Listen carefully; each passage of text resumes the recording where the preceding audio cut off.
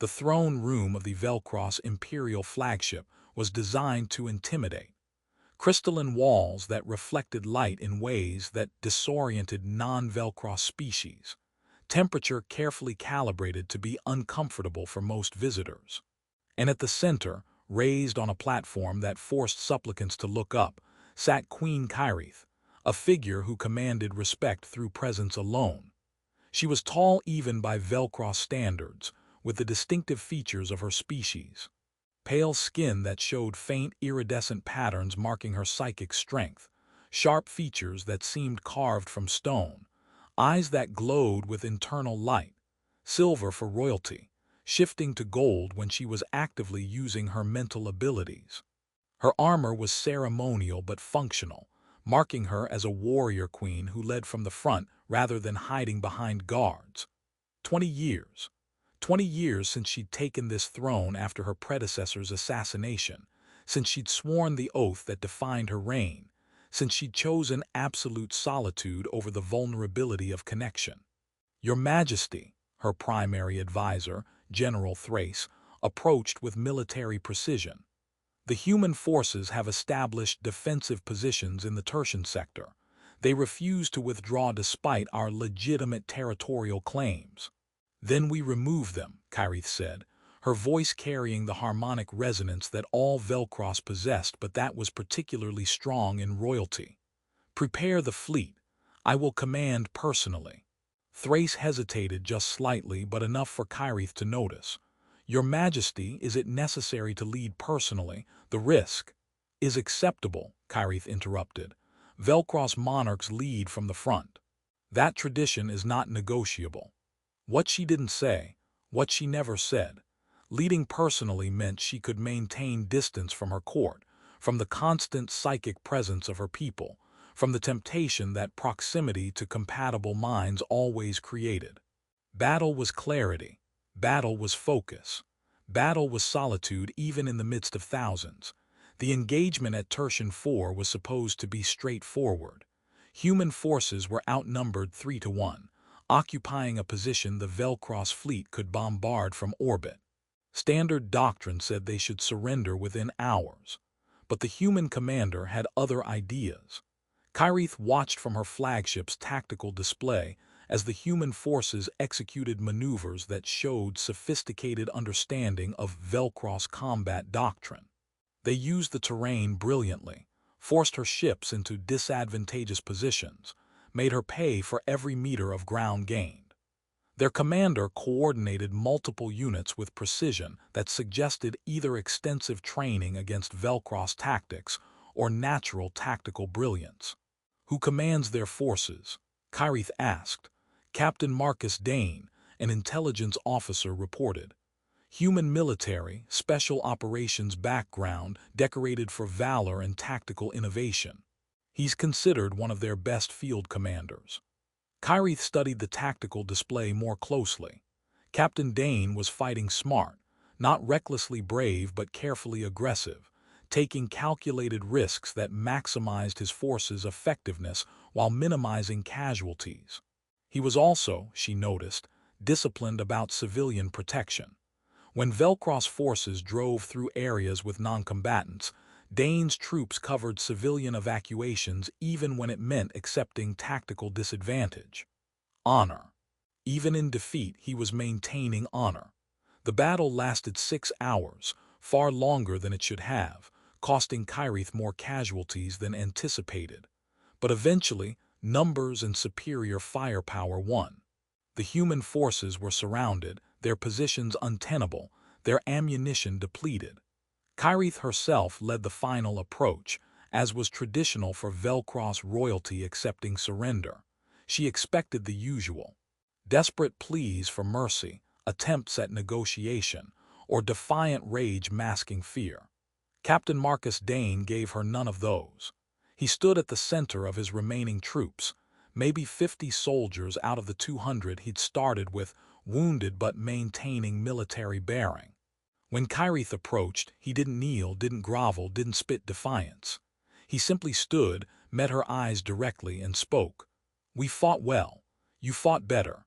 We surrender with honor and request treatment according to the galactic conventions on warfare and prisoners. Kyraeth felt something unexpected: respect. This human warrior, defeated and facing captivity, maintained dignity without false bravado. He acknowledged defeat without shame, requested fair treatment without begging. "You fought with skill," Kyraeth said, her psychic senses automatically reading his emotional state: pain from wounds, exhaustion from battle, but no fear and no hatred. Just calm acceptance and quiet pride. "Your tactics were sound. Your troops showed discipline. That deserves acknowledgement." Something flickered in Dane's eyes, surprise maybe, as if he hadn't expected courtesy from an enemy commander. "Your forces will be treated according to convention," Kyraeth continued.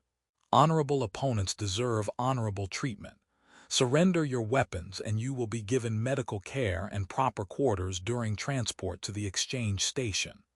Dane nodded, then issued orders to his troops.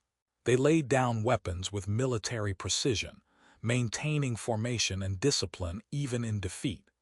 Kyraeth noticed that injured soldiers were supported by their uninjured comrades, that they moved as a unit even now. This Captain Dane commanded genuine loyalty, not just obedience through fear. That was rare. As the human prisoners were escorted to transport shuttles, Kyraeth found her attention returning to their commander. He walked with a slight limp, favoring his left side where armor showed blast damage, but maintained straight posture and calm demeanor. When one of his younger soldiers stumbled, clearly in shock from injuries, Dane was there immediately, supporting the wounded trooper and speaking in low, reassuring tones. Leadership, not just tactical skill but genuine care for those under his command. Kyraeth returned to her flagship, processed casualty reports, and prepared for the journey to the prisoner exchange station. It should have been routine. Another battle won, another step in expanding Velcross territory, another demonstration of the strength that came from her absolute solitude and single-minded focus. She told herself the human captain was simply another defeated enemy, that her interest in his tactics was purely professional, that the unexpected flicker of respect she'd felt was just acknowledgement of a worthy opponent. She was lying to herself, but she didn't realize it yet. That realization would come later when everything changed. Standard procedure for prisoners of war was confinement in holding cells during transport, secure, monitored but not cruel. Kyraeth had established strict policies years ago. Honorable enemies deserved honorable treatment, both because it was right and because it encouraged future surrenders rather than desperate last stands. But something made her deviate from standard procedure for Captain Dane and his senior officers.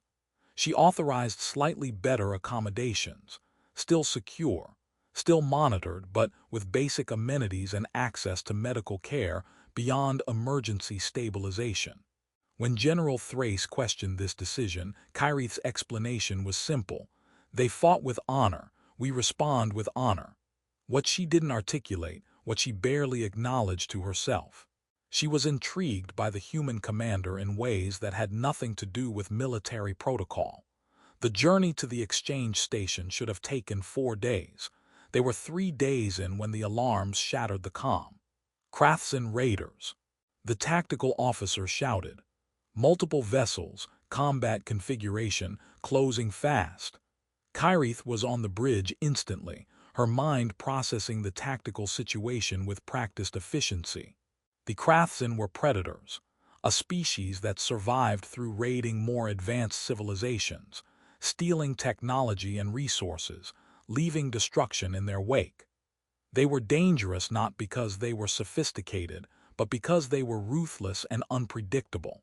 "Shields to maximum," Kyraeth ordered. "All weapons hot. Send distress signal on Velcross military frequencies." The battle was brutal. Kyraeth's tactics relied on overwhelming firepower and willingness to sacrifice their own ships to cause maximum damage. They weren't trying to capture. They were trying to destroy, to salvage whatever technology they could from the wreckage. The flagship shuddered under repeated impacts. Shields held initially, but began failing under sustained assault. Then an explosion rocked the bridge, a direct hit that bypassed shields and tore through the hull. Kyraeth was thrown from her command position, slamming into a bulkhead hard enough to crack armor and break ribs. Pain exploded through her body, and with it, her psychic control shattered. Velcro's emotional regulation required constant mental discipline. When that discipline failed, through injury, extreme stress, or loss of consciousness, their psychic presence became overwhelming to anyone nearby. Kyraeth's pain and rage flooded outward in a psychic wave that hit every person on the bridge. Her own guards staggered, falling to their knees under the pressure of her uncontrolled emotions. The bridge crew tried to maintain function but were clearly struggling against the mental assault of their queen's suffering. And then, impossibly, she heard a voice. "Your Majesty, we need to move you. The bridge is compromised." Kyraeth forced her eyes open to find Captain Marcus Dane standing over her, clearly affected by her psychic projection. His face showed strain. His movements were less fluid than they'd been. But he was conscious and functional when her own guards could barely stand. "How are you?" Kyraeth started, then another explosion cut off her words. Dane didn't wait for permission. He lifted her carefully, mindful of her injuries, and began moving toward emergency exit routes. Behind him, she saw human soldiers coordinating with stunned Velcro's crew, organizing defense against Kyraeth's boarding parties. "What are you doing?" Kyraeth demanded through gritted teeth. "Helping," Dane said simply. "Your enemy is my enemy right now, and I don't let people die when I can prevent it, regardless of what flag they serve." They reached secondary command and control, a backup bridge for exactly this kind of emergency. Dane set Kyraeth down carefully, then turned to coordinate with her officers who were staggering in from various sections of the ship. "Human prisoners have escaped containment," one officer reported. "They're in multiple sections. They're fighting the Kyraeth," another officer interrupted, accessing internal sensors. "The humans are defending our ship." Kyraeth forced herself upright despite the screaming pain in her ribs, accessing tactical displays to confirm what her officers were reporting. It was true. Human forces had broken out of holding when the attack began, but instead of sabotaging the ship or attempting escape, they were coordinating with Velcro's crew to repel Kyraeth's boarders. Captain Dane stood beside her, studying the displays with tactical precision. "Your port ventral section is weakest," he said. "Kyraeth's are massing there. If they breach through, they'll have direct access to engineering." "We have forces moving to reinforce," Kyraeth started. "Not fast enough," Dane interrupted, then had the audacity to turn to her directly. "Your Majesty, I need authorization to take my people to that section and hold it until your reinforcements arrive." Kyraeth should have refused, should have confined the human prisoners and relied on her own forces. But tactical reality overrode protocol. Dane's soldiers were closer, were already armed from scavenging Kyraeth's weapons, and had proven competent under fire. "Authorized," Kyraeth said. "Coordinate with Commander Vex. Don't make me regret this." Dane actually smiled, just slightly but genuinely. "I'll do my best, Your Majesty." The battle raged for another hour. Kyraeth commanded from secondary control, her injuries making every breath agony, her psychic control still fragmented enough that everyone near her felt the edges of her pain. Everyone except Captain Dane, who remained at her side, offering tactical insights and coordinating between human and Velcro's forces with efficiency that would have impressed her if she'd had attention to spare. When Kyraeth's forces finally retreated, driven off by combined human and Velcro's defense, Kyraeth allowed herself to collapse into her command chair. Her medical officers rushed forward with emergency treatment, but her attention remained fixed on the tactical displays showing the aftermath. Human forces had held the critical section. Captain Dane's tactical assessment had been correct, and his soldiers had prevented a breach that would have cost them the ship. Combined Velcro and human casualties were significant but survivable. And impossibly, they'd done it together, enemies working as allies against a common threat. Kyraeth's eyes found Captain Dane, who was coordinating with her officers to secure the ship and treat wounded. He met her gaze across the command center, and for a moment something passed between them: mutual respect, acknowledgement of shared battle, recognition of capability. And beneath that, something Kyraeth had felt only once during the entire battle. During the worst of the psychic storm, when her pain and rage had flooded outward, Captain Dane had stood closest to her, enduring her uncontrolled mental presence without collapsing or fleeing. No non-Velcros had ever done that before. Most species found even controlled Velcros psychic signatures uncomfortable. Kyraeth's royal strength presence should have been overwhelming, especially uncontrolled during pain and stress. Yet Dane had stood beside her, had continued functioning, had endured what should have been unbearable. As medical staff finally insisted on taking her to the medical bay for proper treatment, Kyraeth found herself thinking, what kind of mind does the human captain possess that he can withstand what breaks others? It was the first question of many, and finding the answers would change everything. The flagship limped toward the nearest station, a Velcros military outpost with proper repair facilities and medical capabilities. During the 3-day journey, Kyraeth found herself doing something unprecedented: seeking out Captain Dane's company. Officially, it was for tactical debriefing. They needed to analyze what had happened, coordinate stories for the inevitable investigations, determine appropriate recognition for the human forces who defended a Velcros vessel. All perfectly legitimate professional reasons. But Kyraeth was honest enough with herself to acknowledge that wasn't the whole truth. Dane's presence was unusual. Kyraeth's psychic abilities meant she was constantly aware of the emotional states of those around her, a background hum of feelings that she'd learned to filter out over decades of practice. Most beings felt like static or white noise, undifferentiated emotional background. Her own people's emotions were sharper and clearer, but still distinctly external, separated from her own psyche by mental discipline and training. Dane's emotions were different.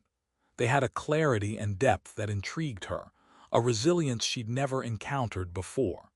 She could sense his feelings without being overwhelmed by them, could perceive his emotional state with unusual precision. It wasn't bonding. She would know if bonding was occurring. The process required deliberate mutual intent, but it was compatible in ways that unsettled her. During one of their debriefing sessions, she asked directly, "How did you endure my psychic projection during the battle?" Most non-Velcros would have been incapacitated. Dane considered the question thoughtfully. "Honestly, I don't know the technical explanation. It hurt, like pressure building inside my skull, like emotions that weren't mine trying to crowd out my own thoughts. But humans are stubborn. We're evolved from a world that tried to kill us in about 1,000 different ways. Our minds don't break easily. We bend, we adapt, but we're hard to actually shatter." "That's not a sufficient explanation," Kyraeth said.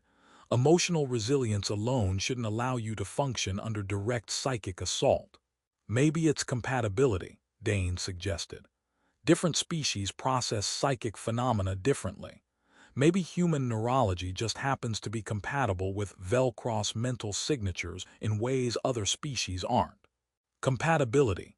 The word resonated in ways Kyraeth didn't want to examine too closely. Her court noticed her attention to the human captain. General Thrace approached her privately, concern evident in his psychic signature. "Your Majesty, the court is concerned. You've spent considerable time with Captain Dane. People are beginning to talk." "Let them talk," Kyraeth said dismissively. "Your Majesty," Thrace pressed, "you swore an oath 20 years ago. Never to bond. Never to create the vulnerability that connection represents. The court relies on that oath, on your strength through solitude. If you begin showing favor to the human captain—" "I am showing professional respect to a worthy opponent who defended this ship when he could have let it fall," Kyraeth interrupted, her voice carrying the harmonic edge that indicated her patience was wearing thin. "That is not bonding. That is basic honor." "Of course, your majesty," Thrace retreated, but his concern remained palpable in his emotional signature. Kyraeth dismissed the concerns publicly, but privately she acknowledged they weren't entirely wrong. She was fascinated by Dane in ways that transcended military strategy or political advantage.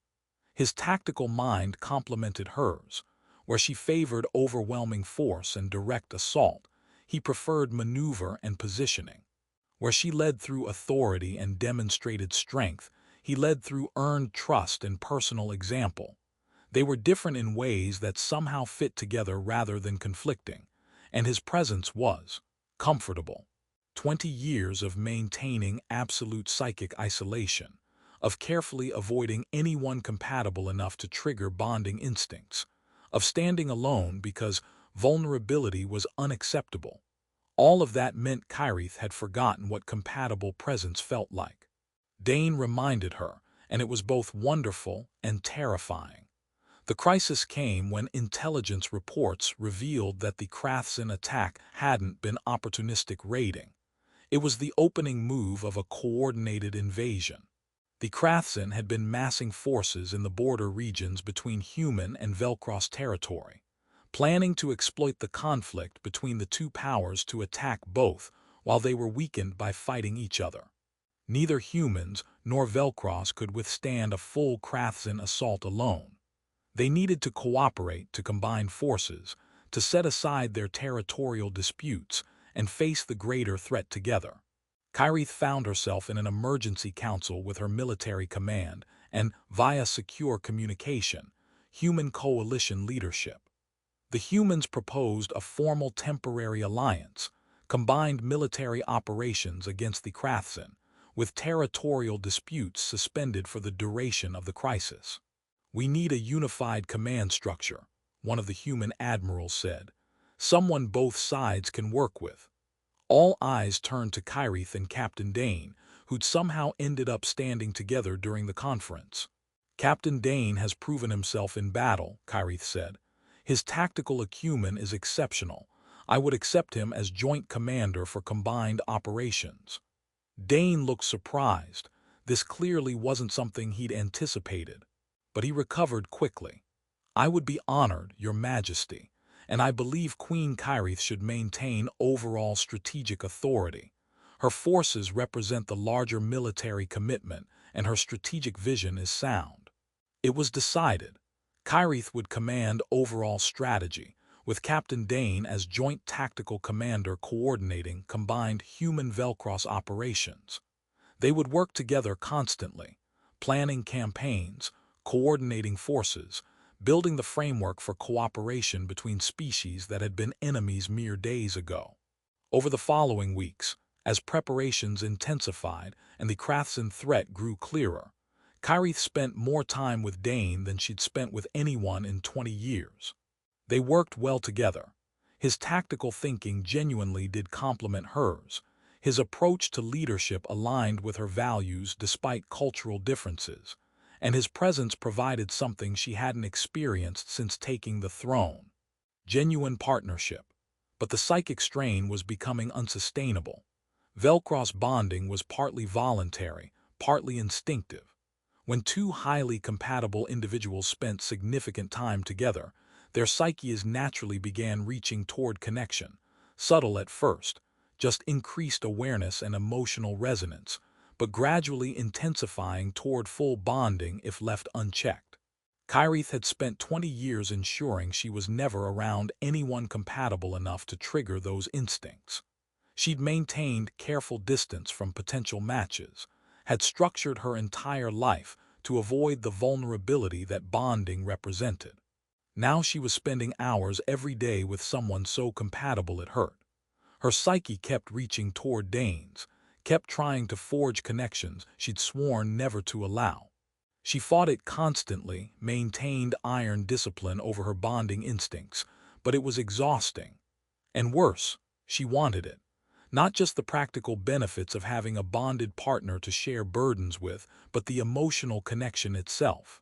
20 years of absolute isolation, and suddenly she'd found someone who made her want to break her oath, who made solitude feel like punishment rather than protection.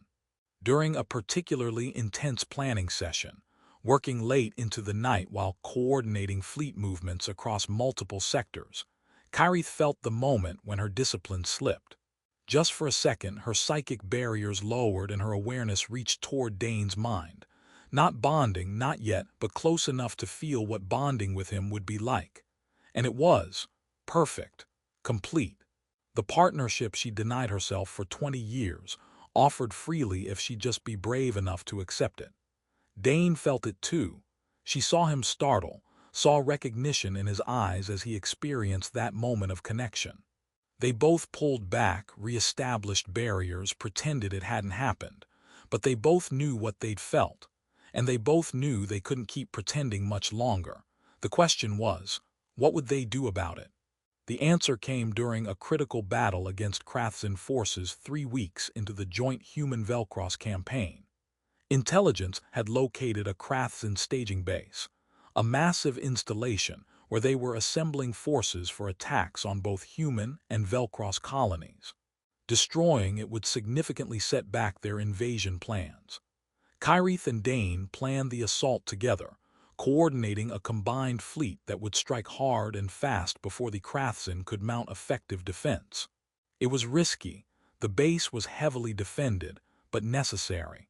The battle went well initially. Combined forces executed the plan with precision, overwhelming outer defenses and pushing toward the base's critical systems. Kyraeth commanded from her flagship's bridge with Dane at her side, their coordination so smooth it looked choreographed. Then the Kyraeths activated a weapon they hadn't known existed, a psychic disruptor specifically designed to target Velcross.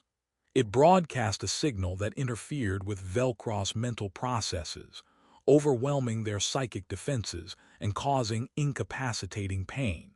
Kyraeth felt it hit like a physical blow, her mind suddenly flooded with agonizing interference that made thinking almost impossible.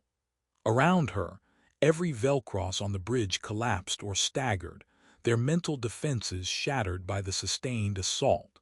She tried to fight it, tried to maintain command authority despite the screaming pain in her mind. But her barriers were crumbling, her psychic control failing, her consciousness beginning to fragment under the assault. She was about to fall when she felt it, a hand taking hers deliberately and firmly. Dane's presence suddenly became more than just proximity. It became support, became an anchor when everything else was chaos. His mind didn't bond with hers. That would require mutual deliberate intent, and neither was capable of making that choice while under attack. But his human mental resilience created a kind of buffer. His psyche absorbed some of the psychic assault. His emotional stability gave her something to hold onto when her own mind was being torn apart.